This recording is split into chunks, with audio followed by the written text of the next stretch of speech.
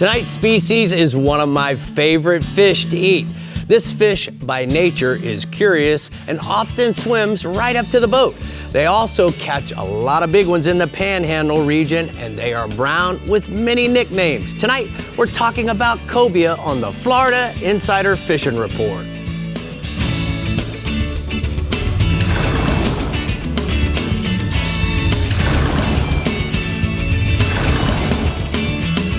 Welcome to the Florida Insider Fishing Report, presented by Yamaha. You're watching the Florida Insider Fishing Report, and Rick and I, along with your captains, are here for your fishing needs, and your needs this week are screaming cobia. So why don't we help our angler friends out there with that, Rick? You know, Brie, as I said in the open, I really love to eat cobias because you can cook it just about a million different ways. But my favorite way, slice it and have it sushi style with lemon, olive oil, and some salt and black pepper. Simple. Put it in the refrigerator after you squeeze the lemon on it for 15 to 20 minutes, and that lemon really makes the fish cook. And it's awesome. Oh, that sounds amazing. Well, I'll have to is. indulge in that around like August, September, probably, maybe next year.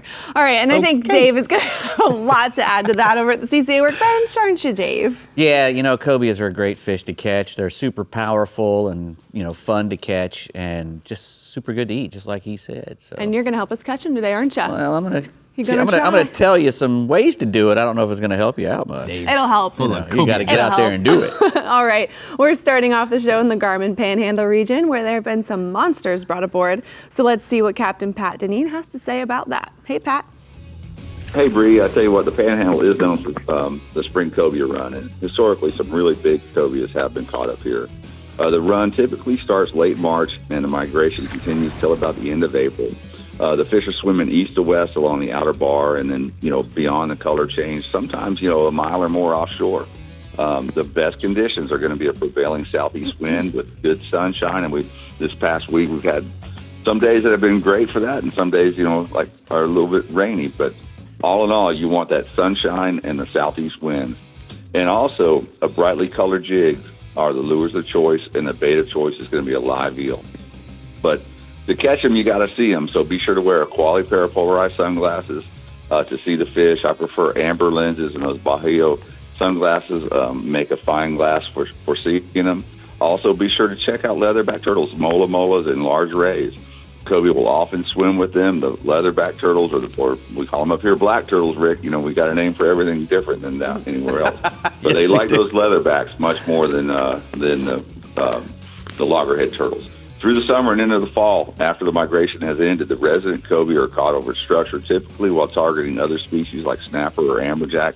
In this past summer, there was a bunch of cobias caught throughout the summer, so that's encouraging as far as the health of the species.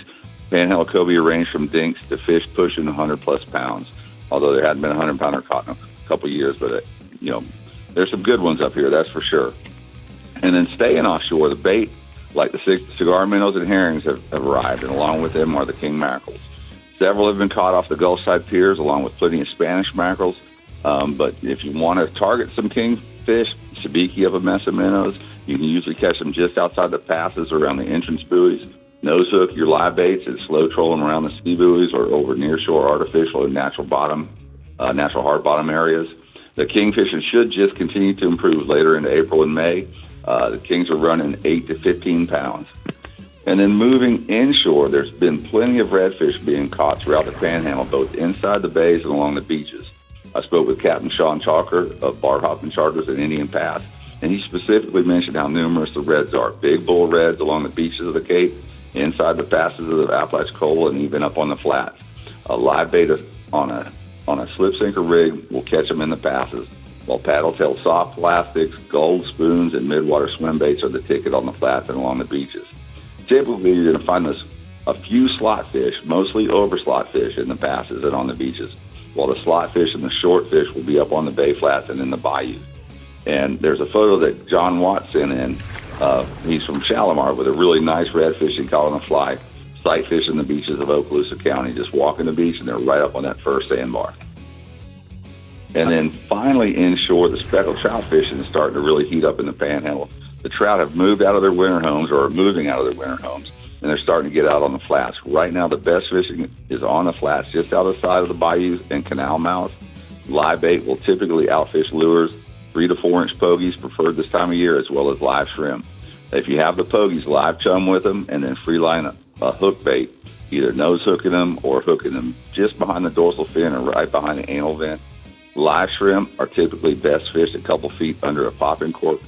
And finally, if you're after quality in trout and not quantity, it's hard to beat a walk the dog style topwater bait, slowly fished over grass in 2 to 4 feet of water. And there's another photo of a nice trout caught this past Sunday in Navarre, fishing with Captain Chuck Kemper. That young lady caught it using a shrimp under a cork. Great report from the GARMIN Panhandle region there, Pat. We're gonna go ahead and take a look at the blue water outrigger hotspots. Pat says inshore, pompano on the beach of Holiday Isle using jigs and sand fleas. And then offshore, blue water is beyond the edge. Head towards the canyon and troll ballyhoos and lures along the grass lines for those pelagics, Brie. All right, in the ALVEY Reels Northeast region, the Cobia craze has commenced. So let's see how Captain Tommy Derringer can navigate us through the frenzy. Hey, Tommy. You know what? Hey guys, you know what, Brie, you're right. Anglers go crazy for cobia this time of year here in the ALVEY Sidecast Reels Northeast region. And you know what? This time of year, everybody, they get so fired up to really sight fish for those cobia right along our beaches. Now, we've had a few fairly slow years for the cobia beach fishing, but we've got our fingers crossed again this year for a good one. Now, I've heard of some fish already showing up on some rays in the very south end of the region, but no real big numbers just yet. Now, as the water warms up, those manta rays are going to start to show up along the beach, and hopefully they're going to have some cobia on their backs. Now, we do have a winter and spring cobia fishery on the offshore wrecks, and right now the offshore guys, they are catching them in that 80 to 100 foot range on some of the higher relief structure. And we also see quite a few on the nearshore reefs during the summer months, and cobia, they're a bycatch, a fun bycatch of kingfishermen during that time of year. But you know, the beach cobia fishing, that's what the anglers really get excited about, and that's going to be this time of year coming up over the next month or so. Now, the manta rays, they can be found anywhere from just behind where the waves are breaking to a mile or two off the beach. And that magic water temperature seems to be in that 68 to 72 degree range, which it's almost there. Now, it's a sight fishing game out there. You can use all kinds of different baits and lures, a live mullet, a pinfish, even a big mud minnow works really well. And just about any kind of large soft plastic swim bait or paddle tail is going to be a good choice too. And of course, the good old chartreuse bucktail is an old favorite for everybody. And I've got a photo here. This is Captain Colin Phillips and Nate Clardy with a nice cobia they caught right off the back of a manta ray.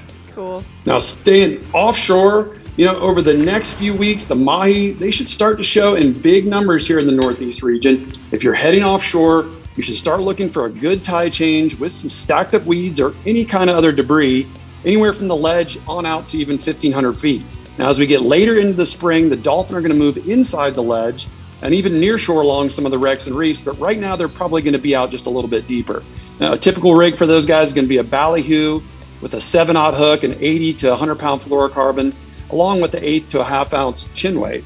Now, you can also run 1 or 2 mold craft chuggers along with the naked ballyhoo, and always have a pitch rod ready. Look for more mahi to show as things continue to warm up. And I've got another photo of my buddies. This is Nate and Erica Creeder with a big mahi they caught east of St. Augustine. That's a pretty fish there. Sure is. Let's go inshore, Tommy. All right, man. You know, the trout bite continues to get better, just like Pat was talking about in his region this week. You know, the big spawning fish have all started to show up in better numbers. And I've seen some really big trout caught over the last week or so. A big topwater plug, like the Berkeley Jaywalker 120. You know what? That's going to be a great choice this weekend. If you get out at first light, it's going to be early in the morning. Target the concentrations of bait with that topwater plug. Now, my partners and I have been catching them on extra large free line live shrimp as well. Find a deeper creek hole on that last of the outgoing tide. Throw that shrimp on a small 2/0 circle hook, throw it up current, and then let it swim through the hole. Then just hold on because there's some big fish in there. Just remember, take extra care with those big breeder fish. Make sure to release them nice and healthy. Now, also inshore, you know, as we get closer to summer and things start to warm up, I get really excited about these tides that we have this weekend. Being able to get out at first light with low tide in the morning, that's going to be the perfect recipe for catching redfish in my region. especially as it gets hotter heading into summer. Now the redfish, they're doing a lot of cool things right now. They're stacking up in the creek holes around low tide, and from in the smaller creeks from Mayport down through St. Augustine, they're especially going to be good right now. If you have a shallow draft skiff, paddleboard, or a kayak, you can sneak into those smaller creeks and set up in the deeper spots and catch a bunch of redfish. Jig and shrimp or mud minnow is going to get it done. Now the reds are also schooling up along the banks of the ICW. If you can dodge the boat traffic, the reds have been feeding on the lowest tide right along the edges of the flats on that ICW. We've been catching them this week on the Bass Assassin Sea Shad in the Houdini color. And I've got one last photo here. Fellow Bajío Sunglasses Pro staffer Gabe LaFave sent me this photo of Greg Grenstad with a big redfish that he fooled on the long rod there. On the fly rod, to say. On the fly. Good job, Tommy. Thank you so much for all the good effort this week. We're going to go ahead and take a look at the strike zone hotspots from the Northeast region. Peace. Tommy says, inshore, redfish in the creek holes on the early morning outgoing tide. Use live shrimp or mud minnows pinned to a 1/4 ounce saltwater assassin jig head. And then offshore, a mixed bag of mahi, tuna, sailfish on the troll throughout the region. Look for the temp breaks and color changes to find those pelagics. All right, if you're in the ALVEY Reels Northeast region this weekend, Rick and I will be at the Jacksonville Boat Show Saturday and Sunday, hanging out and doing seminars all day. You ready? I'm ready. It's going to be fun. Yes. Hope to see you guys there. But we've got your Discover Crystal River Northwest region ready to go when we come back. But first, Dave has some Cobia convos to have with you all at the CCA workbench for Academy Sports and Outdoors Rigs and Techniques, don't you, Dave? I do. I love catching cobia, and hopefully we'll get you on some. You've got of them some this bright spring. things over there. I got some I like very it. bright things. Very bright. Bright and sunshiny.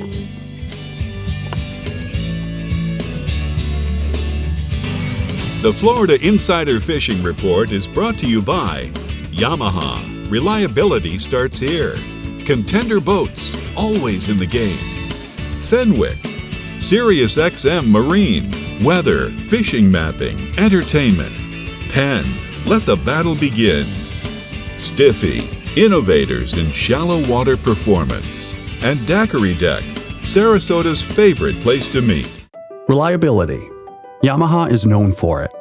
And it's something boaters value, because these days, few things are built to last. When we find something that is, we hold on to friendships, traditions, outboards. Because every second on the water is sacred.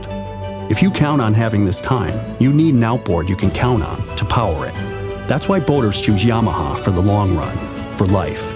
Because reliability starts here. What started in the flats and bays has migrated offshore. GPS-guided trolling motor technology has moved to boats in the 35-plus foot class and allowed anchoring capabilities on most center consoles in any depth of water. From snook and redfish inshore to grouper and swordfish way out deep, Rodan Marine Systems has a GPS anchor to hold your vessel on location. Set it, forget it, catch more fish.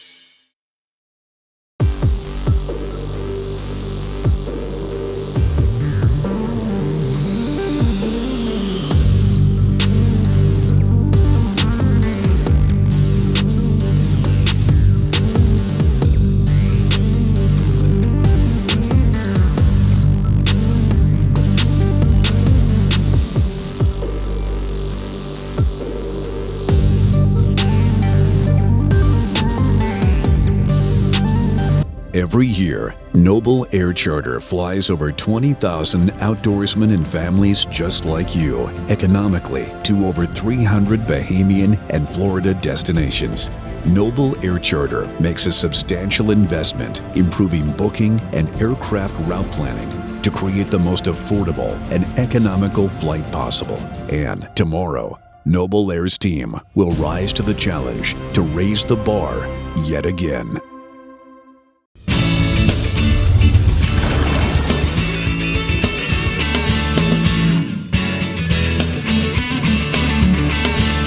Time for the Academy Sports and Outdoors Rigs and Techniques here at the Yes, that's what it CCA is. Workbench. Yes, sir. Dave, this is one of the shows you really love. So let's talk about Well, you know, I Cobias. kind of grew up in the Destin area up there where Pat lives. You know, I moved in there. My dad's in the service, and that's a big service area, so that's where I wound up. And some of the first fishing I got to do was go and that's how I met Pat Deneen, was cobia fishing for a TV show. Cool. So, yeah, I got to do a little bit of it, and you know, I've been humbled by him. You know, we talked a little about, you know, how cobia or they're omnivores. They like to eat a lot of different things. They eat crabs. They're called a crab eater, and little fish, the crustaceans, shrimp. They'll eat just about anything. But at the same time, sometimes they can be kind of picky. You know, you can throw 9 things at them and they won't eat. I remember one day in particular, I had like 9 fish up following stuff behind the boat, and they wouldn't eat anything. And a good thing to, you know, a good way to chase cobia when you're targeting them is to have a lot of different baits, just for that reason. And a live eel is probably your best bait. A live mullet is right there with a live eel, and then you've got all your little fishes, pinfish. My favorite's a lizard fish. A lizard fish, I guess, would be good. A ladyfish, even a small one. They like fish, and squid too. So, you know, the first thing you'll do is you'll see the fish, you'll get up in front of him, and you'll throw that live eel. If he doesn't eat that eel, then you throw a live mullet. If he doesn't eat the mullet, then you try the jig. If he doesn't eat the jig, then you put some squid on the jig and try that. You know, and you just keep going and going until finally you hope he eats something. Now, you can see these jigs are all pretty colorful. You know, a lot of people like chartreuse, but white works. Anytime you put a little tail on them, that helps too. Any kind of wiggle on the tail works. But, you know, they can be from 3 ounces all the way up to 8 ounces. But some of them you want not to have much weight at all, because a lot of times when you're out there fishing on the bottom, you know, a cobia is a bottom-oriented fish. He'll be around structure, a wreck or a reef or something, just like a grouper or a snapper will be, except they're more solitary. But so when you pull up on one of those reefs, a lot of times if you're down there fishing for snapper, here comes the cobia will come up around the boat. So everybody in Florida should have a nice 7-foot spinning rod with some 30, 40 pound braid on it, and some 50 to 60 pound fluorocarbon leader and a jig on it. Because you never know when that cobia is, because they're very curious. Their only other relative close to a cobia is a remora. And they both exhibit the same type of behavior. They like to be around big things in the water. A whale, a bull shark, a manta ray, all of these big animals. The cobia likes to hang with them and scavenge off whatever the whale's eating or whatever the ray gets over the top of and spooks. And that's what those cobia are doing. And they follow bull sharks, big bull sharks around, especially in South Florida. You see a big bull shark or, you know, any What's big the shark. typical leader that you like to use, whether you're live bait fishing to start with, Dave? 50 pound, you start with 50. I mean, you know, they don't have a whole lot of teeth. They have little tiny teeth in their mouth. Yeah. So, and what you have to worry about though is the length of the fight. You know, it's not the teeth that's gonna cut the leader, but if it's a long fight, you might be able to wear through it, because they do have a lot of very small villiform teeth, I think is what they're called. Little tiny teeth that, you know, it's like sandpaper. Sandpaper, just rub it. Because they grab things and they swallow it whole. They crush things and then they swallow it whole. So you want to have something that will withstand a good long fight, because they are very powerful fish. I don't know, maybe that's why they taste so good. Those really strong fish like swordfish and cobias with that white meat is really good. Any tricks when they get close to the boat, whether you're using a net or a gaff? What kind of advice would you have to our viewers? Well, the cobia is known for going crazy when you get him on the gaff. So, you know, make sure that you've whipped the fish pretty good before you stick a gaff in him, for 2 reasons. One, when you have the fish controlled on the side of the boat, it's a lot easier to get a proper gaff in him. You know, instead of making that wild flailing gaff and getting him in the belly or in the tail, where he can come off.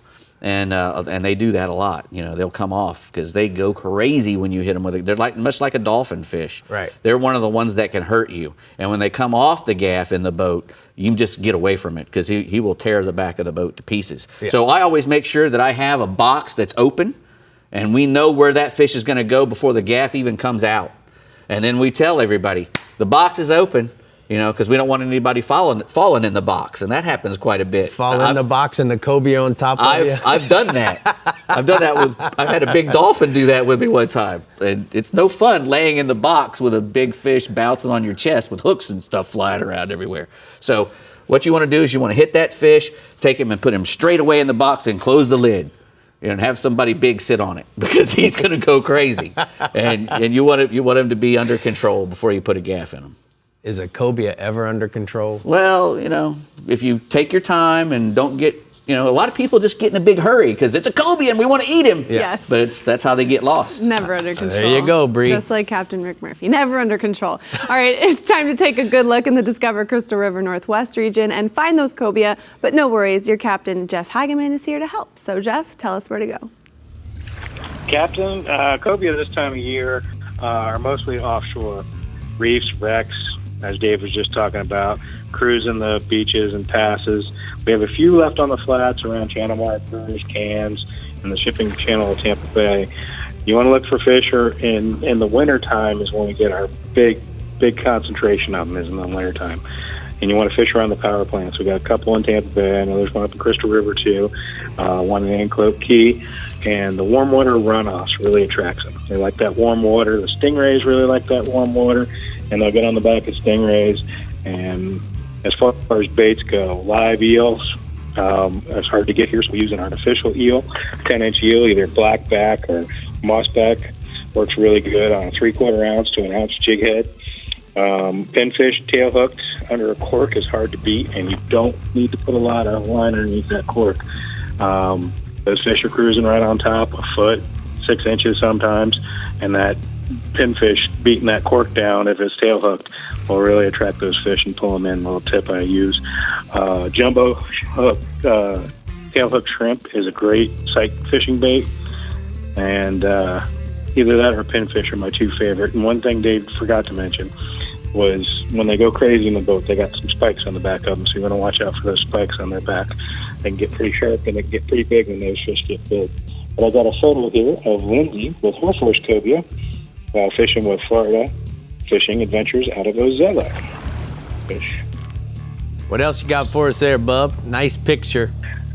I got some scamp reports. Captain Rob Davenport, Big Nasty Charters out of St. Pete, reports the scamp bite has been good in 120 to 140 feet of water over flat rock bottom, small ledges, and bait stacks. Knocker rig with a 6-ounce lead, 7-aught circle hook with about 80-pound test fluorocarbon. He's been getting most of his bigger scamps on live pinfish, he says, and I got a photo here of a nice fish he caught this week. Nice. That's Pretty. a pretty one there, Love bub. eating those scamps. Yeah. All Moving right. inshore. Go ahead. Captain Zachary of Tried and True Outdoor Adventures out of Ozella Keys Marina in Crystal River reports a strong trout bite right now in the deeper passes going into St. Martin Mangrove in Ozella, throwing light cover, fish bites, and fighting shrimp with an 1/8 ounce jig head, and he's using the pink one. 2 feet of 20-pound test fluorocarbon leader, and he's using a loop knot on his rig, so you might want to try that loop knot on the end of a jig head. It does give a little more action. And I've got a photo he returned in of a nice Ozella trout. Nice. All right. Zachary on the fishing report. Yes. How about it? Moving down south a little bit, Captain Jamie Goodwin of FloриdaFishing.com out of St. Pete reports a great redfish bite right now on the top of the tide, beginning of the outgoing tide. You want to look for fish right now on the mangrove shorelines with good overhangs and oysters. He said live and cut bait have been equally effective.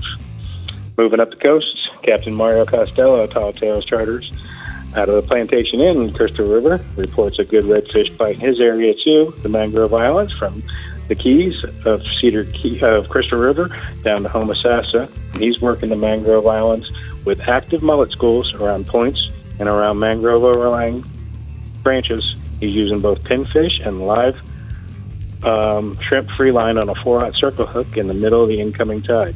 The bigger fish have been eating pinfish, and most of the snakefish have been eating shrimp, and most of the redfish have been ranging anywhere from 20 to 32 inches. And I've got a picture here of Harry Bell with an overslot redfish while fishing with Mario Costello.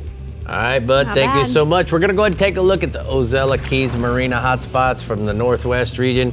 He says inshore, the redfish bite is on the top of the tide. Look for schooling fish. Live baits have been working well. And then offshore, the Spanish mackerel are on the near shore wrecks and the hard bottom. Look for the birds and the bait fish. Use spoons, live bait, and chum bags. What do you think, Brie? Well, who's ready to get their Cobia on in the Real Legends Central East and R&R Tackle Southeast regions with us? I'm ready. Hands up. Well then, get ready. We're fishing your way soon. And we're also saying hi to our very good friend from CCA. So stay hooked and we will be right back.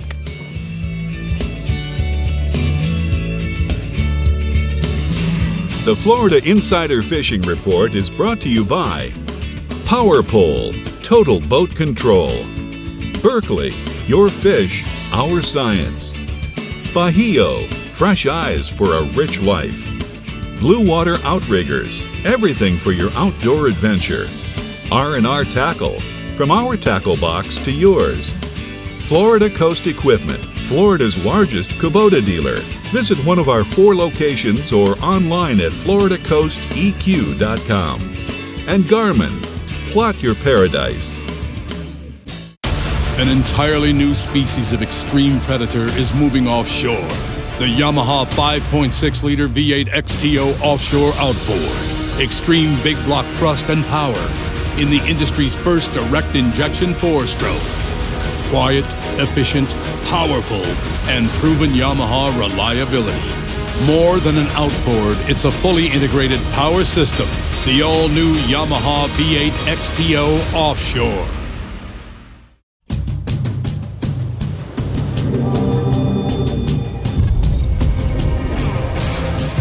Real Legends Performance Clothing. Everything you need to be comfortable on the water all day long. Keeps you cool, dry, and protected from the sun. Durable performance technology at an unbeatable value. Shop anytime or go to reallegends.com to find a Bell store near you. The only reel with over 100 years of heritage. ALVEY Sidecast reels allow you to cast over 150 yards with up to 900 yards of capacity. ALVEY's state-of-the-art drag and 22-inch retrieve rate per wind is perfect for any surf challenge. ALVEY reels are manufactured to best practice standards and are in fact so robust that the ALVEY also comes with a 10-year salt and sand warranty. For more information, go to alveus.com. Joining me is my good friend, Captain Lisa Fitzgerald from CCA Florida Star. You know, Lisa, we're talking about cobias tonight, and I know that cobia is a qualifying fish of the CCA Star. So why don't you tell everybody about that? Well, you know, Rick, cobia is one of the species that you can enter in the Power Pole Conservation Division. Any fish you catch, you can enter in the Star competition, and we only have 7 weeks before the competition begins, with $500,000 in prizes. So, you know, any fish you catch, even that cobia, you enter it in the Power Pole Conservation Division. But the winning is going to start early because our early bird drawings happen every week right on up until the start of the competition. And you can win prize packages all the way to the start of the competition and register all the way through. We have prizes for every single fish that you enter.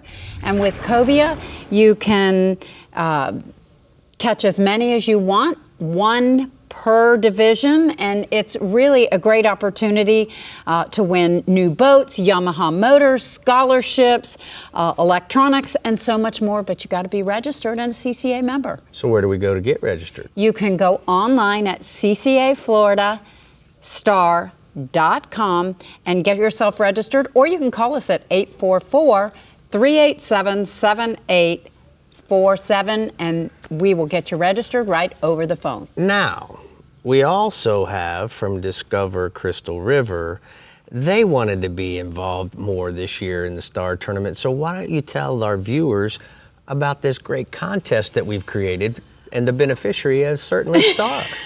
It is. So you want to join us in the fun and reel in some awesomeness in Crystal River and Homosassa during the CCA Star competition. And we are going to offer a deluxe package. So let their captains take you on a fishing adventure and make sure you stay longer to discover the soul of Florida in Crystal River and Homosassa. You can enter in this deluxe CCA Star getaway with a 2-night stay at the Plantation Crystal River, plus a guided fishing trip for 2 from none other than who? Gary Bartell from Ozella Marina. Yes, and you can win a CCA membership, Star registration, and you will also be able to join us for the Star Award ceremony that is happening in Crystal River on October the 9th. But the cool thing about this is they are our destination county, and they have a total of 8 tagged redfish, where every other county just about on the west coast of Florida has only 4.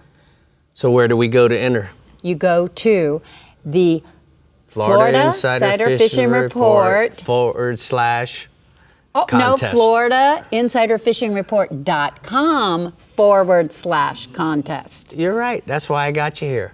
Keep me straight. You know, Brie told you I can't keep it straight. Lisa, I'm so glad you're here to help, because it is just a full-time job, I tell you. You're awesome. All right, and don't forget to go purchase raffle tickets to win this beautiful 1952 restored Chevy 3100 hot rod at ccaflorida.org /hot rod, donated by none other than the Captain Rick Murphy himself. All right, next up, the Real Legend Central East region is here with some news if you're trying to catch our star of the show. So, Jim, tell us what we need to know. I just want to say the reason Rick can't keep it straight is too many years of running through Twisty Mile. That's messed him up. So he's got an excuse. But in my Central East region, anglers also have an excuse, because we've been seeing a lot of cobia, but not as many as we've been seeing rays. We've been seeing so many rays, it's crazy. And a lot of those rays are naked, but you never know. You check 2 or 3, and all of a sudden, you know, there's a cobia under one of those manas. So fortunately, my Central East region guys and gals out there are a very persistent bunch. And any day the weather looks remotely fishable, the boat ramps at all 3 of the inlets in this region are pretty much packed with anxious anglers that are out there scouring the ocean for any sign of a manta ray or a cobia that might be following. Now, when you're fishing for cobia, you're looking for those manta rays, you want to throw, a lot of guys throw like 1 to 3 ounce jigs, and it's very easy to hook the ray. So don't blow your chances at catching a cobia that may be following it by hooking the ray. I recommend a little bit different approach. I like to throw things that are lighter, that don't sink too quickly. You can even throw topwater plugs. And what you can do is you can get the cobia to come out and investigate whatever it is you're throwing without it sinking down and hooking the ray. Now, a couple of my favorites are the 6 to 7 inch saltwater assassin baits, the soft plastic jerk baits in particular, that you put a 7/0 or 8/0 size weighted worm hook or even an unweighted worm hook on it. Or you can even use a J style hook, like an 8 or 9/0 J style hook. Just put it right in the nose and you use it in place of a jig head. That seems to work really well. Now, these lighter baits and any kind of natural bait won't sink quite so quickly, and it'll keep you from hooking the ray and obviously wrecking your chances at cobia, because the ray takes off with your jig. Most of our cobia right now are running 36 to about 42 inches. There have been a few larger fish landed, but for the most part, they're fairly small. And I put a call out to our Central East region listeners and followers out here, and I'll tell you what a response we got. Some great cobia pictures. My first picture here is Grant Lehman. Look at that nice smile on that young man's face that is out there catching that cobia. And then my second photo is a photo of Nick Clay that was sent to me by David Clay with a 38 inch cobia. So a lot of those fish are just over the slot or over the legal limit. I'm sure that if it looks small, that you put it in a net, don't gaff it. That way, in case he is too small, you can put him without harming him. Now, switching on to my next species, which is dolphin. The dolphin bite has not been as good on the west side of the Gulf Stream as on the eastern side of the Gulf Stream over the past 2 weeks. So guys that are crossing over there looking for the schools of tuna are actually finding some pretty weed lines on that other eastern edge. And that seems to be a great place to troll naked chin-weighted ballyhoo, or you can troll skirted ballyhoo along that particular edge, because it's formed up with weeds and that's those sorts of things. Now, the dolphin should come across on this, probably on this next week or so. They'll start coming to the western side. And so as long as you guys are patient, you guys in the smaller boats will be able to get out there and catch yourself a nice dolphin sandwich. But remember, patience is the key. Don't get too far offshore if you have a big enough boat to get there. Now, swinging inshore, our black drum. The black drum have been hanging around the bridges, pretty good numbers, but the flats in the Mosquito Lagoon seem to be working even better right now. Anglers are targeting these drums that are out on the flats with cut crab, live shrimp, blanched sand fleas, or a piece of crab-flavored fish bite. You can rig it on a circle hook with a split shot, or you can put it on a little jig head. And one of the other things that they've been using is, especially when the fish are up and cruising around and they look like they're actively feeding, they're not just sitting, is the Pimp Daddy colored saltwater assassin 4-inch sea shad. That thing is really, really good at catching the black drum for whatever reason. If you spray it with a little bit of Bang crab scent, that even makes it that much better. Now, most of these are pretty big fish. They're running 20 to 35 pounds right now. And I've got a picture here of Robin Carpenter with a black drum that she caught with a Pimp Daddy colored fish and a fish bite. Nice. All right, tell me about the trout, bub. Our last species is speckled trout, and it's springtime. That means big trout in my region. What you want to do, though, is you got to look for those fish following the mullet schools. The grass flats in this region are pretty much non-existent still, but at least there are some mullet pods that are starting to show up. Unfortunately, the lawn fertilizers that we continue to put on our grasses are continuing to kill our grass, or seagrass. Your yard looks great, but the lagoon doesn't look so good. So do yourself a favor and stop putting fertilizer on your lawn. There's a couple of places that you can look for big trout because there's not many grass flats. If you cannot find them around mullet pods, those are hard structures. You want to find them around docks. You want to find them around deadfalls, rocky points, spoil islands, and big trout hit a topwater plug like first thing in the morning. That's the best way to get big trout. Or a little bit later in the morning, switch over to a live mullet or a live croaker, or even a free-line live shrimp. That's how you're going to get yourself one of these giant gator trout. Now, Captain Brian Pound sent me a picture this week, and Captain Brian was saying that this is his customer, Scott Limmers from Nashville, and he got this 29-inch gator trout in Mosquito Lagoon. This fish actually ate a piece of cut bait, which was kind of interesting because every once in a while you find that hungry trout that just doesn't want to chase anything, and all it wants to do is pick up that piece of cut bait, and that's exactly what that one did. All right, thank you so much, Jim. It's time for the Rodan marine hotspots from the Central East region. Jim says that we're going to go to snook at the inlets, cast R&R, tackle flare hawk jigs near structure at night, and then offshore the cobias on the manta rays, use live bait, brightly colored jigs, or assassin 7-inch style jerk baits for fish cruising with big rays. He did a really good job last week filling in for me. I forgot to thank him, but I'm thanking you now. He did a great job, made it easy. All right, and now for a Real Legends deal alert. From now until April 20th, head to Bell's for a buy one, get one, $1 Real Legends gear for the entire family.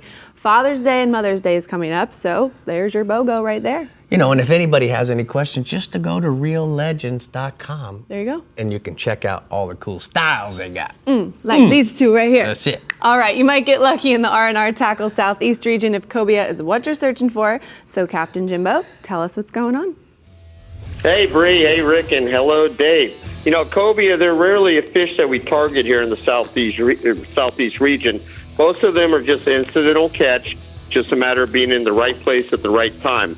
Now, we do encounter them year-round, but November through May is when we catch the most of them. And then cobia, they're notorious for hanging around channel markers, buoys, and then you can sometimes spot them up on the surface, swimming up there. You can cast a bait right to them. They're also found around wrecks, following sea turtles, especially leatherbacks, stingrays, whale sharks, and even following bull sharks. Now, they're usually not too picky about what they eat. Some of the more popular baits are like pinfish, grunts, and crabs, but just about any good live bait will usually get a bite. Also, a jig with a plastic tail and surface lures. Those will work when you got no live bait aboard. Now, the typical cobia tackle for us aboard the Thomas Flyer is a 20-pound spinner with a 50-pound monofilament leader, 6.0 to 7.0 circle hook. And in the last few weeks, there have been a few cobias caught on the deeper wrecks in the 180 to 240-foot range, along with a few on live baits fished under the kite. And then if you're up in the north end of the region, like from Hillsborough to Boynton Inlet areas, they've been finding them following those bull sharks. Now, the average size nowadays is in the 25 to 30 pound range, but larger ones are definitely not uncommon. I got a photo here. This is a 22-pound cobia that we caught on a kite bait off government cut last week. Nice. Staying offshore, sailfish bites been really good in the past week. The sails, they've been coming through in anywhere from 100 to 300 feet of water. They've been biting live goggle eyes, herrings, pilchards, sardines. You want to fish them under the kite, or you can slow troll or drift those live baits. Now, most of the bites have been in areas with blue water and north current, but we've also had a number of bites in that green water, so don't be afraid to fish in that green water, especially if you got some north current. Now, also keep an eye out for any free jumping sails. If you can get lined up in front of them, get a bait up in front of them, there's a good chance you'll get a bite or even a multiple hookup. A lot of times you see one jump, but there's a lot of them with them. Now, moving inshore, there's been plenty of tarpon looking to get caught here.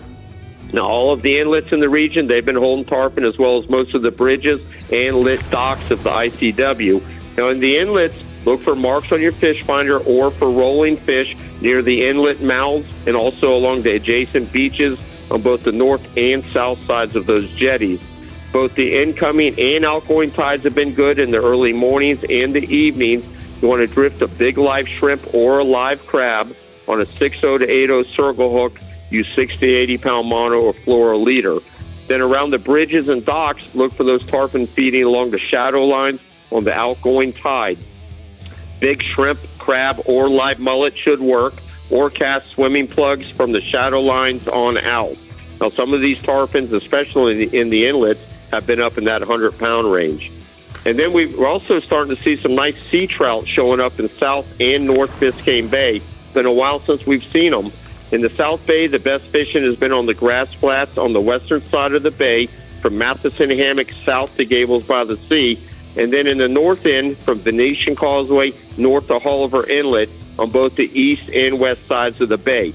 Now, look for areas with good moving water and potholes and grass. Like Jim was saying, a lot of our grass is gone as well.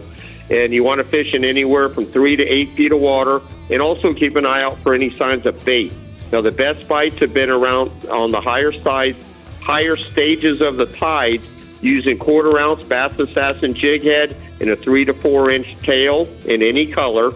And the biggest trout are being caught on small live pilchards, herrings, or live shrimp fished under a popping cork. Most of these fish have been in the 15 to 20 inch range, with some larger ones mixed in. Now, I got a photo here. This is Dan Hanover from Green Bay, Wisconsin, with a nice 22-inch Biscayne Bay trout that he caught aboard Go Hard with Captain A.B. Raymond. All right, great report this week, Jimbo. We're going to go ahead and take a look at the hot spots from the R&R Tackle Southeast region. He says inshore, drift live shrimp or crabs throughout the inlets for early morning and evening tarpon, and then offshore, drift or kite fish baits in 90 to 300 feet of water for sailfish, kingfish, blackfin tunas, and the occasional dolphin. We got to get some of those bucket hats made for the show. Man. They're like coming back in style. That'd be cool. All right, coming okay, up, you go first. Okay, I will. All right. Coming up May 20th, get ready for the CCA Homestead Banquet and Auction at the Homestead Miami Speedway, presented by Contender. In addition to great times, good food, and conservation efforts, of course, special guest Ron McGill from Zoo Miami will be in attendance as well. So make sure you head to ccaflorida.org/chapter/homestead or FloridaInsiderFishingReport.com to get your tickets. And Rick, they're going fast. I know. We only got a few left. A few? So, yeah. Wow. Gotta get them. Yeah, a few 50, maybe 50. Few 50. All right. The STARTRON Central West region is coming up next with a promising report. But first, I am dying to see what Dave Farrell is playing with over at the CCA workbench for the Taco Marine new product segment. I'm playing with shorts. Sweet. Oh boy. What I like about it, Real Legends have got their priorities intact and it's got this nice beverage pocket in it. Oh, we love the beverage Yay! pocket. Beverage pocket. One of my favorites. Beverage pockets. We'll be back.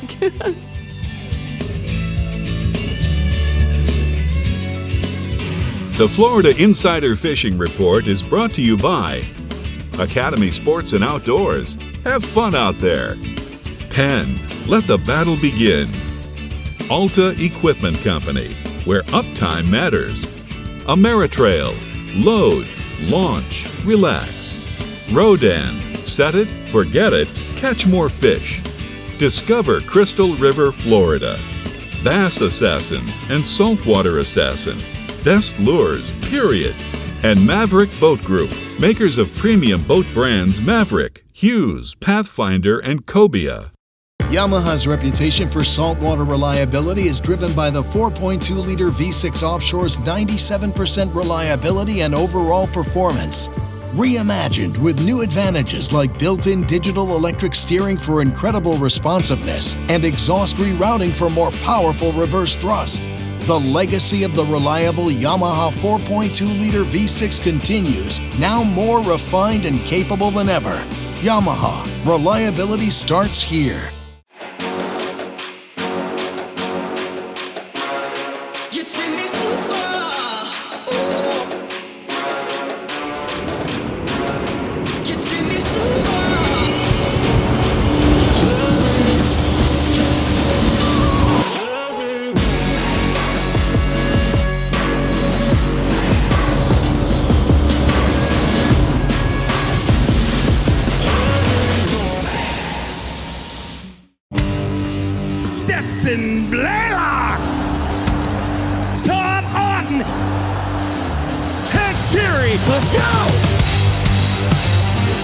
GARMIN Live Scope, I tell you right now, if you don't have it, you are behind.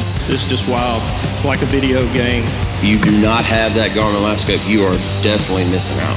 Bassmaster Classic Champion!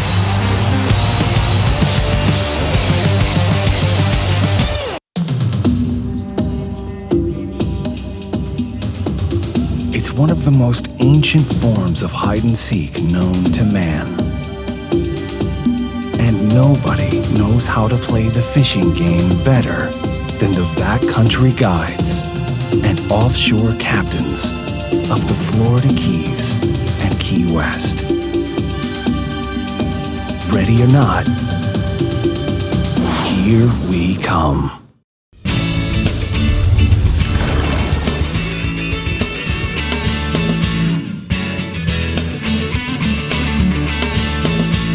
So we're here at the CCA Workbench, and it's time for the Taco Marine new products. So Dave, let's just get right into it. Let's do it. We're going to start off with that acid down there. That's marine descaling fluid. And what that stuff does is when you put that in any kind of raw water cooling system, it eliminates all that scale and stuff that can build up in there over time. Whenever you're running salt water through any kind of, as a coolant through any kind of engine, you can get, that scale build up, calcium deposits, and just gunk from salt water that'll build up inside those systems. And what you do is you just pop some of that stuff, run it through there. It comes in either the pre-mix, like this is pre-mix, or you can get some where you have to mix some water in it to get the right So you would dump this ratio. whole thing into, is this a ratio deal? Well, yeah, you just want, that you could just dump straight through. But obviously you want to follow directions on any of your systems because, you can mess things up if you're not careful. Also, when you go to pour all this, you want to make sure it's going where you want it to go. You don't want it splashing around on any metals or chrome or anything around it because it is an acid product and can etch things. But it's what you want if you're running any kind of raw water wash down. Starbright.com. Yes, sir. Get that. So now we got the new Bajillos. Yes, brand new. Those are really nice there. Which ones are those, man? These are the Bonevilles, the baby. Bonevilles. How could you forget the Boneville? It's the only thing I didn't write down. That's the all right, Boneville. but that's why I'm here. Exactly. And they have really good light management, both in blue and yellow, to make sure that those colors aren't overwhelming your eyes. And they have really good polarization. They have the oleophobic coating, which keeps grease and fat off the lenses. It comes off real easy. It doesn't stick. And anti-reflective inside that comes with 6 different lenses, 4 mirrors and 2 non. Those are the silver mirrors with the amber. It also comes in blue mirror, green mirror. And they have over 350 combinations of lenses and colored frames. Yep, those are the blue Vans there, Matt. Very nice. The blue light technology, dude. To keep the blue light out. And color the sun enhancing. produces so much more blue light than any of the other colors, and certainly... And it filters enough of it out and makes everything pop really nice. Next, we got some Real Legends clothing. First off, we're going to look at the shirt here. It's a nice short sleeve woven shirt that they have. Got very nice expandable pockets on the front. Little sunglass loop here. UPF 50, fully vented in the back. You open the back of that thing up, it's got vents all the way across the back. Oh yeah. Yeah, you're Miami venting in there. So well, hot air rises right out your back. Exactly. Right out the back. And then really nice, the classic pointed collar there as well with the tie downs. So makes you look sharp. And then these are the same shorts that I'm wearing tonight, Dave. Me too. Sandbar shorts, you know, quick drying, moisture wicking, you know, UPF 50 shorts. They got 4 pockets in the front.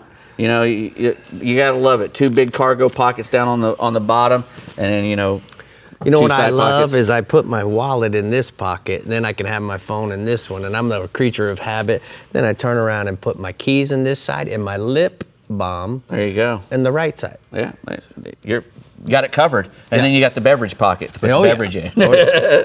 Yeah. RealLegends.com.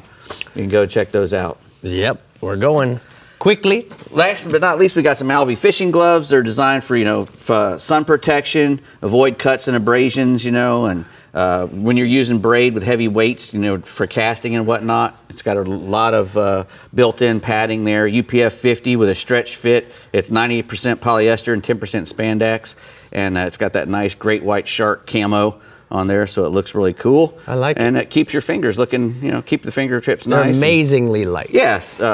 Comes in small and medium and extra large. Large and extra large. ALVEYUS.com. Correct. All right, Bree, where are we going? Rick, you should find a pocket for those gloves. All right. Well, we are getting lively with Captain Jeff Page. And Page, I hear the circus is in town in the STARTRON Central West region. What do you say to that?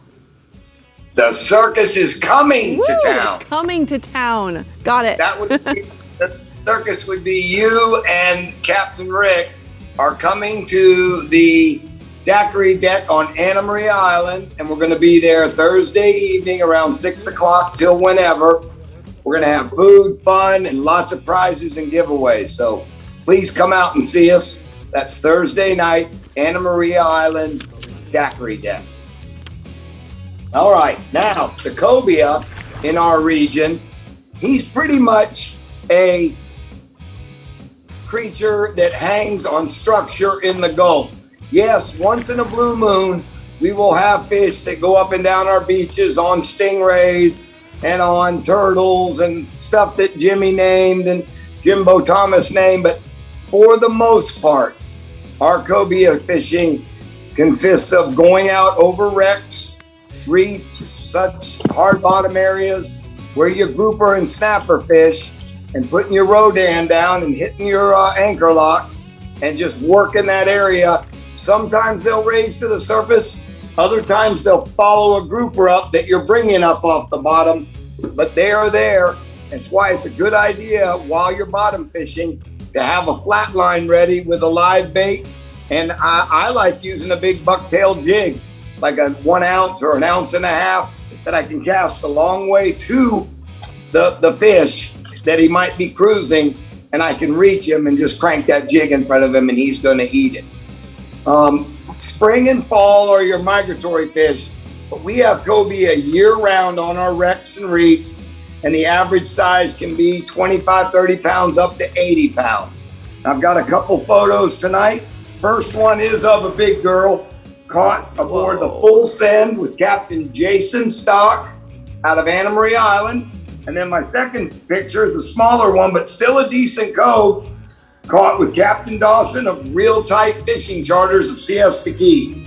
Staying offshore, our kingfish bite, Rick, just when I thought it was turning to summer, we had another cold front and the kingfish turned back on, and they're holding anywhere from 1 mile to 7 miles out over all your artificial reefs, rock areas, hard bottom areas, and pretty much anywhere you see birds working or a big mud. Like last week we had a big mud off Siesta Key, and I mean it was 300 yards off the beach to 1 mile, and you could distinctly spot it. If you got on one side of that mud or the other and put out a free line thread fin, you were going to catch a kingfish. Problem was there was mackerel, sharks, and all kinds of other stuff in the mud, but it was really good fishing. So there's lots of kingfish out there. Average king, 12 to 25 pounds with an occasional smoker mixed in. And my kingfish photo tonight is of a happy client with Captain Brian Marcy of Breakwater Charters out of Sarasota. Moving inshore, redfish. You know, Rick, the wintertime, I love fishing the low tides, but this time of year, I like fishing the higher water. It allows those redfish to get up on top of bars and grass flats, oyster bars, etc., where they normally aren't able to get all winter long, and now they can get up on there comfortable and eat the crabs and crustaceans and stuff that are hanging around those oysters. I got reports from guys down south. Danny Latham said that lots of fish have been on the east side from Pirates Harbor to Burnt Store. And then my friend Eric Hernandez and Hunter Groom had a 22 fish redfish day throwing gold spoons around Long Bar area, and they sight fish most of them. And then Captain Griffin Deans of South Tampa Bay and the Manatee River has been scoring well on big oversized redfish with cut pinfish and cut thread fins. The best time to fish them is the last hour of incoming and the first hour of outgoing. And don't be afraid to throw a 1/4 ounce gold spoon or a soft plastic like a Saltwater Assassin Golden Brim on a 1/4 ounce jig head. And my redfish photo tonight is of Eric Hernandez and Jared Kaufman with a couple of those 22 redfish they caught at Long Bar. My last species tonight is your favorite, Mr. Rick, the tarpon. And I know you guys have probably got a good tarpon bite going down your way. But right now, everything's down the south part of my region. And Captain Bo Johnson, Danny Latham, and Brock Horner have all been scoring 2 to 3 fish a day, fishing live threadfins and ladyfish out in the middle of the harbor. And then guys have been doing real well at night around the El Jobim Bridge, and they're using live ladyfish and big bucktail jigs like the, well, I forget the name of it, but anyway. And then there's also fish showing up at the Skyway, and that's an easy bite. Spot lock your trolling motor and free line a dead threadfin back into the current. You're gonna hook a tarpon. The only thing that messes up tarpon fishing early season, Rick, is cold fronts, baby. North wind. North wind, baby. Bye-bye, Poonie. That's it. My last photo tonight is of a nice tarpon with a happy client with Captain Brock Horner aboard his 25 hybrid Pathfinder. All right, Paige, love all the enthusiasm, but we're going to have to get to the daiquiri deck hotspots from the Central West region. We'll see you soon. He says inshore snook fish the afternoon tide, high tide with live pilchards or the chrome Berkeley jaywalker around any of the oyster bars in Teresita or Palmasola Bay. And then offshore, kingfish still cooperating over the nearshore reefs and hard bottom areas off of Venice, north to Anna Maria. Live threadfins or blue runners are going to be the best bet for those kings. All right, make sure to catch, well, Jeff already mentioned it, Jeff Page and Captain Rick Murphy at Daiquiri Deck, Santa Maria Island, next Thursday, April 22nd from 6 to 8 p.m. Good food, fish stories, and of course, daiquiris, always. Absolutely. All right, don't move a muscle. We're coming back ready with your Alto Equipment keys and Real Legends Southwest Region reports and captains, so hang tight. And remember to keep up with everything fishing in Florida. Make sure to pop on over to our website, like us on Facebook, follow us on Twitter and Instagram, and to see new fishing adventures along with reports, subscribe to our YouTube channel, Captain Rick Murphy. See you soon.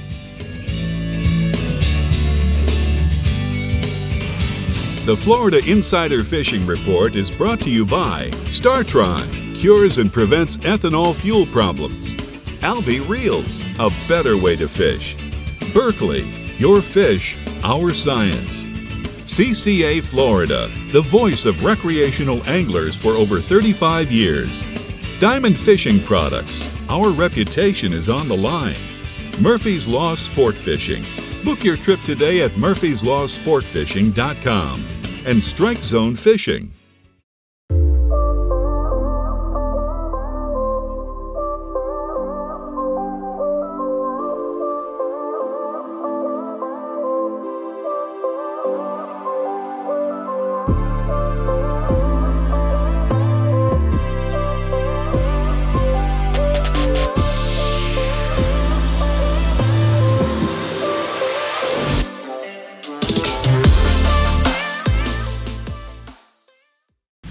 Finding a shoreline is easy. Finding a sure thing is not.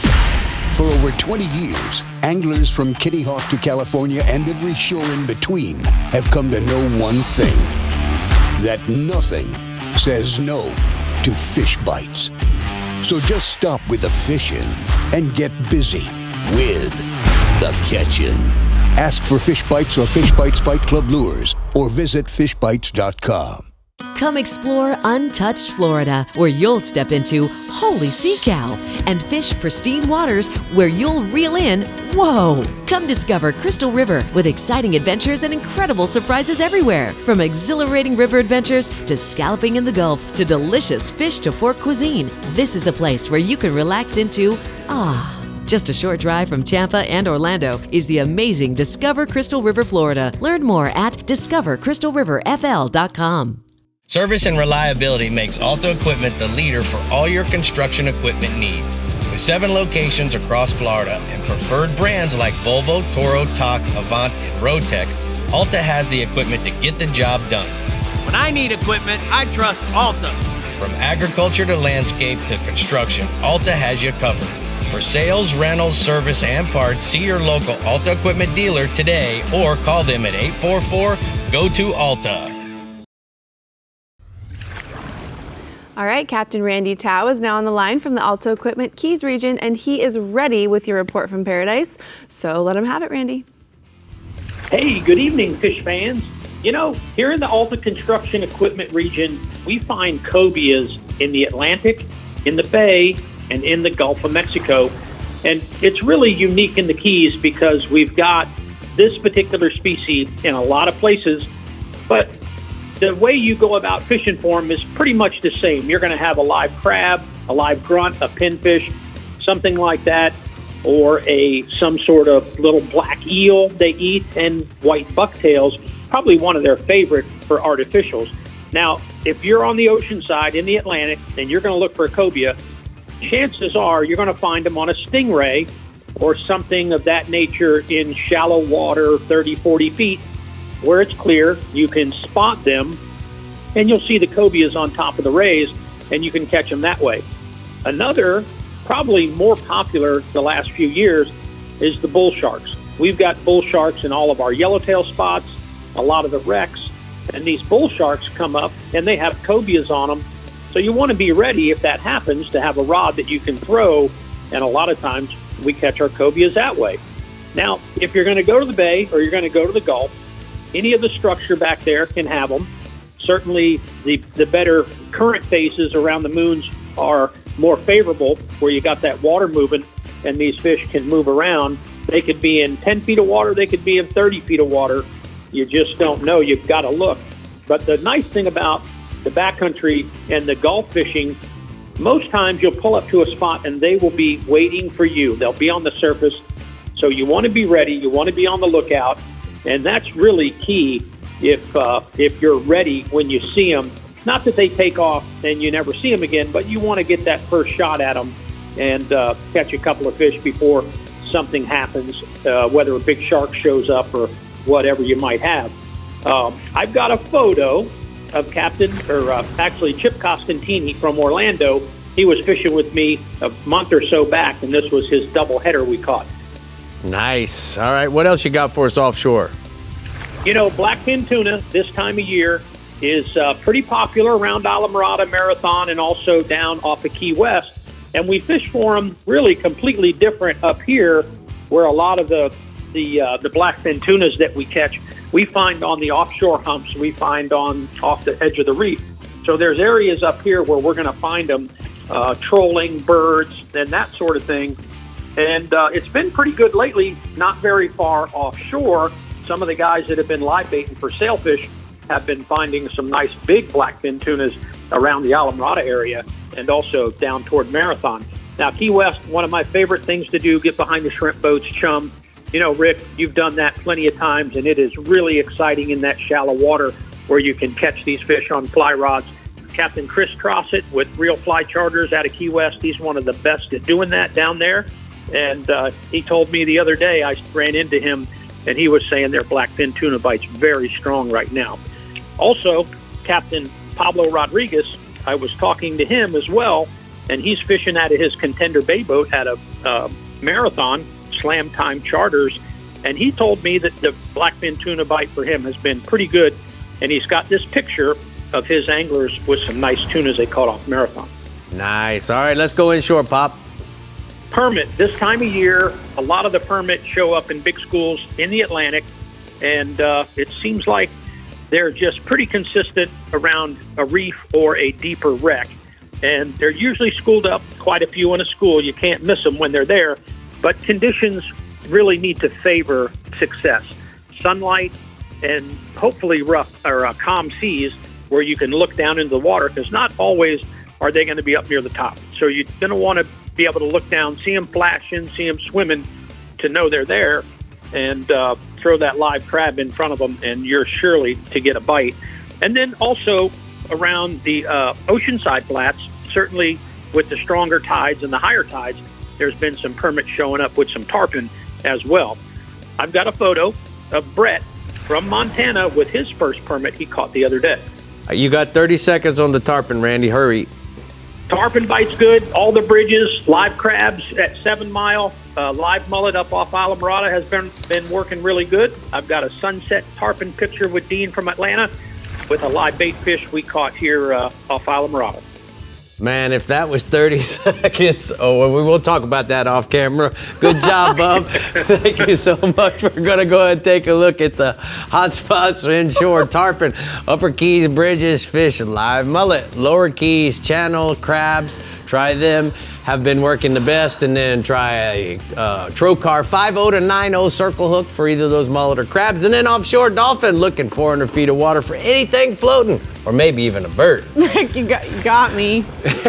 You got me on that one. Let me just reel myself back in. Okay. All right. Captain Ron Houston has all the bits and bites info when it comes to the Real Legends Southwest region. So let's listen in to get the inside scoop. Talk to us, Ronnie.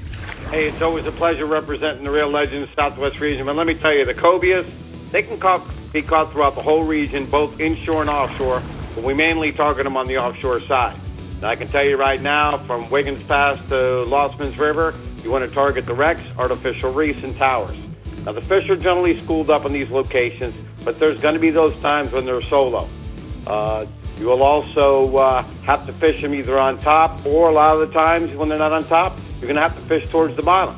But a little further to the north from Sanibel to Stump Pass, Cobia will frequent the inshore side with the numerous amount of sandbars and grass flats both inside the sandbar and on the outside. And they're generally following groups of rays, manatees, and submerged structure. Now, plenty of baits will catch these fish like live pilchards, pinfish, mullet, ladyfish, etc. But the good thing is when it comes to artificials, and you can get it in front of their face, there's a good chance they're going to eat it. Some of those artificials to include bright color poppers, 5 to 9 inch swim baits like the Bass Assassin Dye Dappers, lip plugs, and a numerous variety of bucktails. So whichever you decide, just make sure you have some 40 to 60 pound, probably diamond fluorocarbon. Strong hooks are going to be the key to catching these fish. Here's a couple cobias that were recently caught on the nearshore side down the southern end of the region by Captain Brian Sanders. Now, still on the offshore side, the kingfish. Captain Corey McGuire to the north reports kingfish have been showing up in good numbers, right now in depths of 50 to 75 feet of water. Now he's telling me drifting and flatlining live thread fins, blue runners, but also anchoring up on the wrecks. If sardines are readily available, those have been his go-to baits, but if not, you can also use silver spoons and large lip plugs and black and purple. Have also been productive.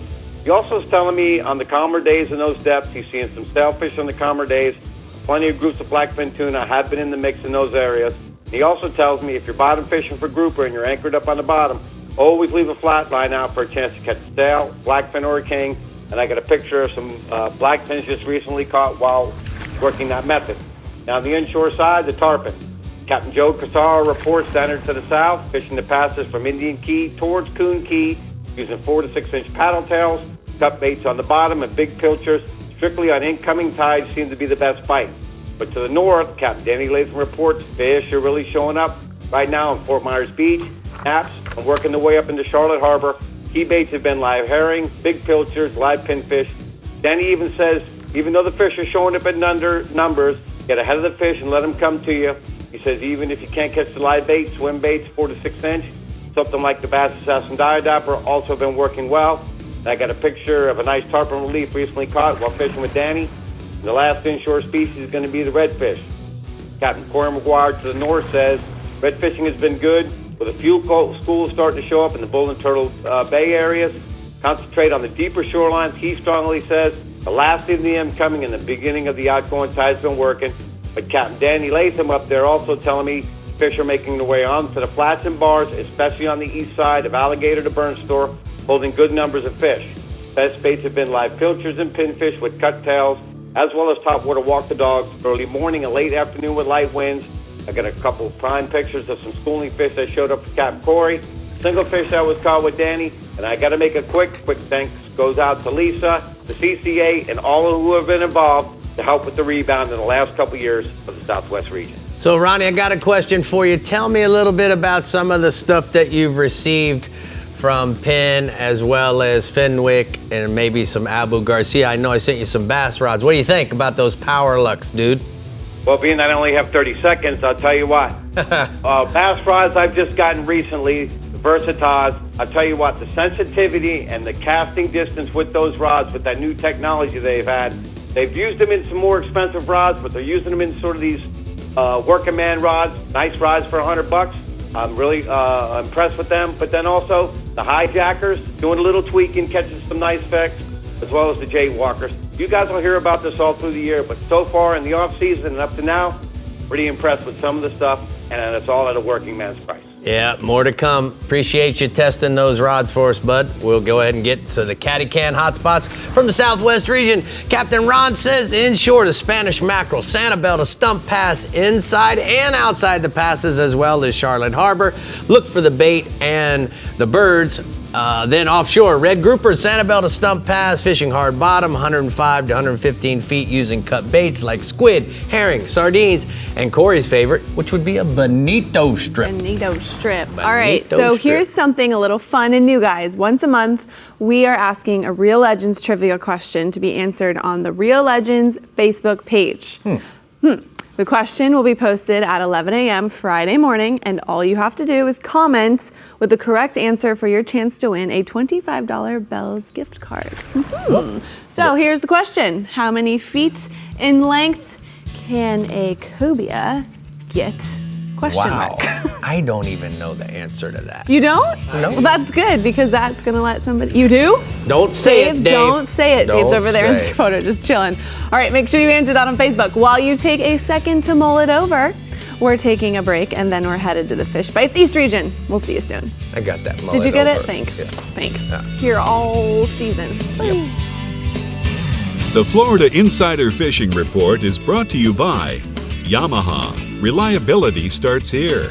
Fenwick, the Florida Keys and Key West. Come as you are.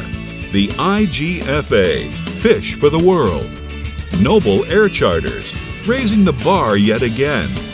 Sportsman's Adventures with Captain Rick Murphy, fishing for adventure. Real Legends, everything you need to live life local.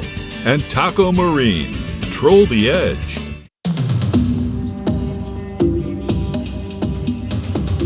It's one of the most ancient forms of hide and seek known to man. And nobody knows how to play the fishing game better than the backcountry guides and offshore captains of the Florida Keys and Key West. Ready or not, here we come. At Florida Coast Equipment, we understand you don't work banker's hours, so neither do we. You have a business to run, you have a family to feed, and you need your machine up and running. So our service team and our parts department will be there. If that means we have to stay late, we'll do it. If we have to start early, we'll do it. Because at the end of the day, you want equipment you can depend on and people you can trust, and we have a service team that will be there to service you.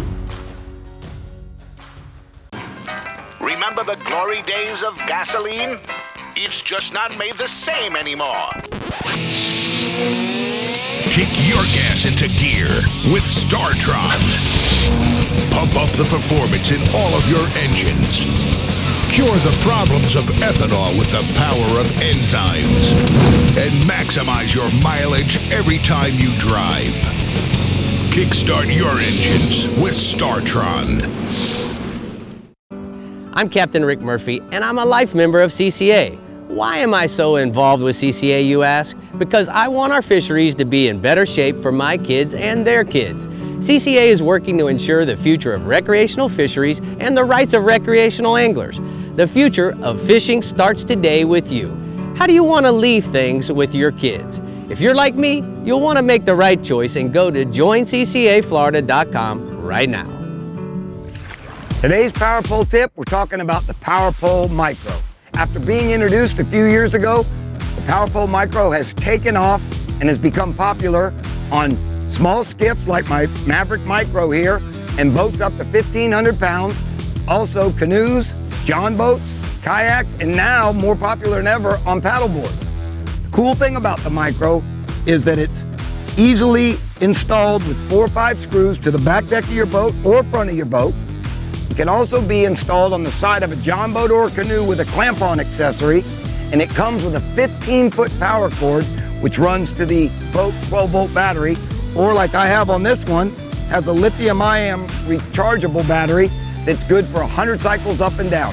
The neat thing about the Micro is, like the big power poles that are on your big bay boats, it's swift, silent, and secure, and runs strong all day long.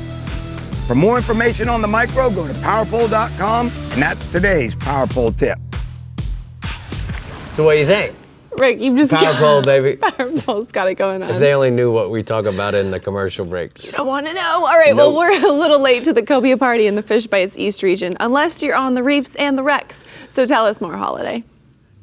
Well, you know, Brie, we catch cobia all year in my region, but the best action seems to take place in February and March, and then again in June and July. The majority of our cobia, they come either off of structures like reefs and wrecks, or they come off animals like sharks, manta rays, turtles, or big stingrays. This week, there's been a lot of cobia caught on leatherback turtles. And the thing about them is they have a tendency to just pop up and give you one shot, and then they go down and you never see them again. So before you even leave the inlet, you need to be ready with a spinning rod. You can rig them up with like a 2-ounce R&R flare butt jig or a chartreuse colored saltwater assassin dye dapper. Put a 1-ounce jig head on that. Something chartreuse and bright they seem to really like. Cobia are also crustacean eaters, and they eat everything from shrimp, crabs, to threadfins, to pilchards, to pinfish or mullets. So anything in your live well, anything you can grab before you get out is going to work on them. Average cobia in my region right now is anywhere from 10 to 40 pounds. The fish that have been on those leatherback turtles have all been big. The most of that fishing has been off Jupiter this week. The other thing we got going, the blackfin tuna show up in the summer, and they show up again in the fall.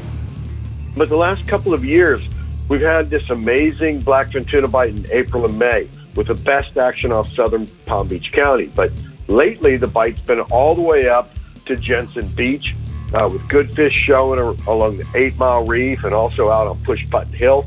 And then again, there's that southern Palm Beach County bite going in 220 feet of water off Sloan's Curve. Blackfin seem to bite best at dawn and in late afternoon, so you want to get an early start.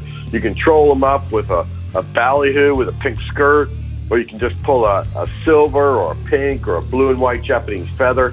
If specifically targeting blackfin, you can go out there, you can load your live with pilchards and drift along and live chum with the small pilchards, and then put baits out on 30-pound fluorocarbon leaders and a 4.0 trocar circle hook. You'll get into blackfins that way. The average blackfin's 10 to 30 pounds. I have a photo there. That's Michael Long with a nice blackfin tuna he caught in 110 feet of water this week out of Stewart, and that fish ate a live threadfin. Let's go inshore, bub. Oh, we're starting to see a lot more big snook show up in the brackish areas of the Loxahatchee and the St. Lucie rivers. And we're also seeing them in the intercoastal around Old Port Cove and also around the Hope Sound Bridge and up in Fort Pierce around Taylor Creek. All those areas have big pushes of mullet right now, and the big snook are on the seawalls and the docks and the points of land in those areas. The fish are really focused on those mullet. What you can do is you can throw a live 6 to 10 inch either silver or black mullet, really doesn't matter. In low light, you can also throw topwater plugs or swimming plugs, or like if it's a windy day or a windy night, you can throw a chartreuse, R&R, flare hawk jigs. And then if numbers are your game, you're not looking for a big fish, all the inlets and the beaches north and south of those inlets are holding good numbers of mostly male fish, but you can get after them with live pilchards or a copper juice colored saltwater assassin 4-inch sea shad. Most of those fish are going to be sub-slot. The average fish in my region right now is like 4 to 12 pounds, but we are seeing fish over 20 pounds being caught. I have a photo there. Captain Rufus Wakeman at Jensen Beach sent in that shot. His angler caught that fish on a seawall on a live mullet. As long as we're speaking about mullet, the mullet are also pushing hard in the Indian River and around some of the last areas of seagrass like Middle Cove, Bear Point, St. Lucie Village, Harbor Branch, all those areas up in St. Lucie and Indian River County. They're starting to see some big trout. Those fish are beefing up for the spawn, so they're aggressively eating all day long. We're seeing a lot of sand perch, pinfish, pigfish, and pilchards on the shorelines in those areas as well, although most of those bait fish are on the small side, almost too small to use. Start your day throwing topwater plugs, saltwater assassin shads in the drunk monkey or Houdini color, or even go to a bigger one like a Texas roach colored Texas shad. And for live bait, a shrimp ramp, a pinfish, or a sand perch under a rattle cork can work really well, as will a free line live pilchard. The average sea trout in my region right now is going to be 2 to 4 pounds, but we've had fish to 11 pounds this week, so there's some really big sea trout being caught. All right, speaking of 11 pounds, those big bass still being caught, Mike? They are. Water levels are way down on Lake Toho, so the fish aren't up along the grass and along the shorelines like they normally are.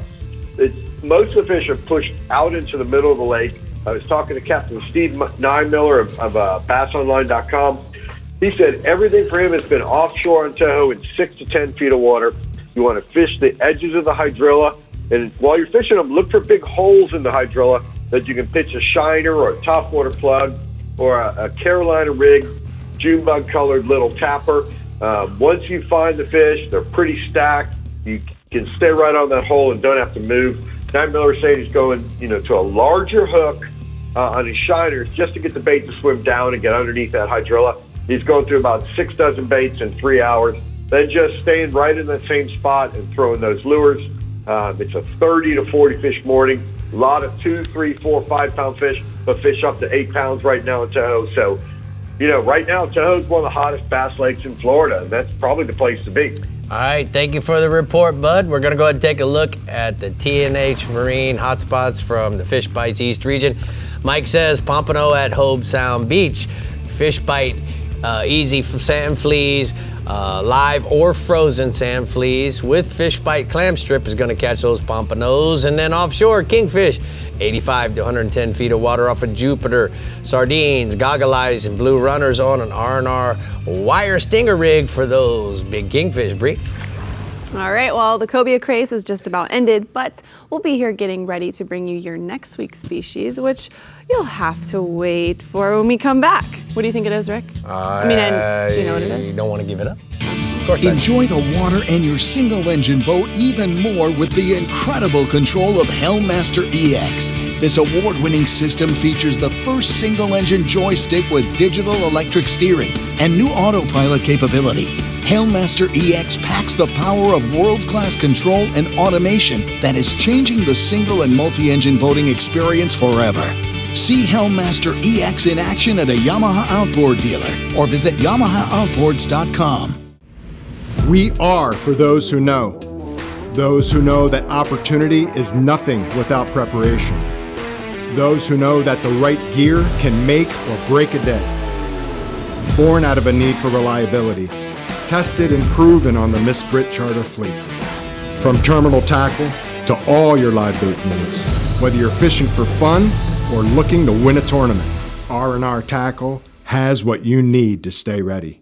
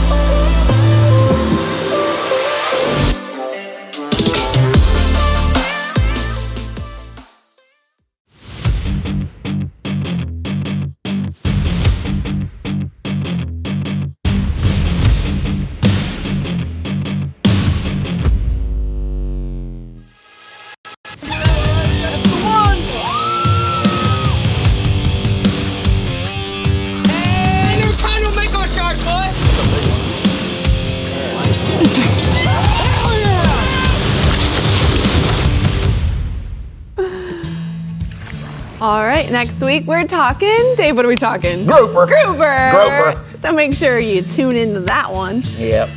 Dave ain't gonna be here. No, I won't be here. I'll be in Costa Rica. Oh, So bummer. Randy Towel. Randy's coming knows in. a little bit about grouper fishing. Yes. I think he does. So that'll be fun. It'll be very nice. We'll have. What are you I'll be gonna in Costa doing? Rica. Costa Rica. I'm teaching people how to fish. Oh, Hey, he's fishing. That's good. Yeah.